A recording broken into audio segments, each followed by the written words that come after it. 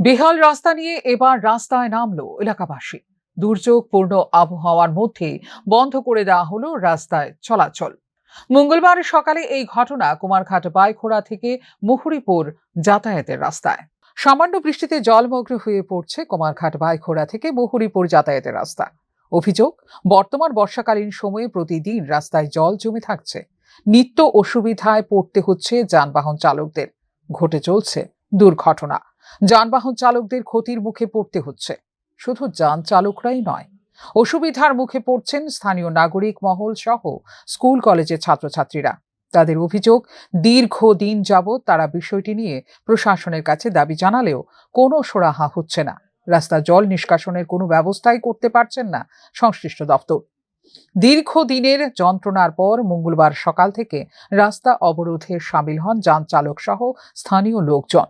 তারা নিজেদের সমস্যার কথা তুলে ধরে অবিলম্বে সমস্যা নিরসনে প্রশাসনের ভূমিকার দাবি করেন। এই বিষয়টা অন্য মতো কাজ করছি। আমি কোথায় আছি এখানে রাস্তার জলটা নামতে পারেন না, এই কারণে গাড়ি নষ্ট হয়ে যায়, গাড়ি বড়ি ডুবে যায়, গাড়ি ভিতরে প্যাসেঞ্জার যাইতো না যাইতো না, গাড়ির ক্ষতি যেতে আছে, তারা একটা গাড়ি পাঁচ নষ্ট যেতে আছে, জলি যেতে আছে আগুন। আচ্ছা, এটা কালভারটা এটা খুলে দেন।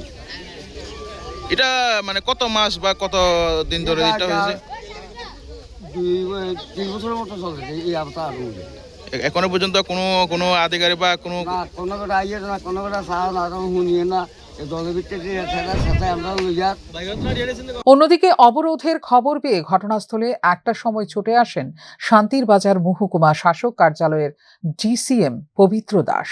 তিনি ঘটনাস্থলে উপস্থিত হলেও সমস্যা সমাধানের সঙ্গে সঙ্গে কোনো ব্যবস্থা গ্রহণ করতে পারেননি। তিনি বিষয়টি ঊর্ধ্বতন কর্তৃপক্ষের কাছে তুলে ধরবেন বলে নাগরিকদের আশ্বস্ত করেন। ফিউরো রিপোর্ট, নিউজ নাও।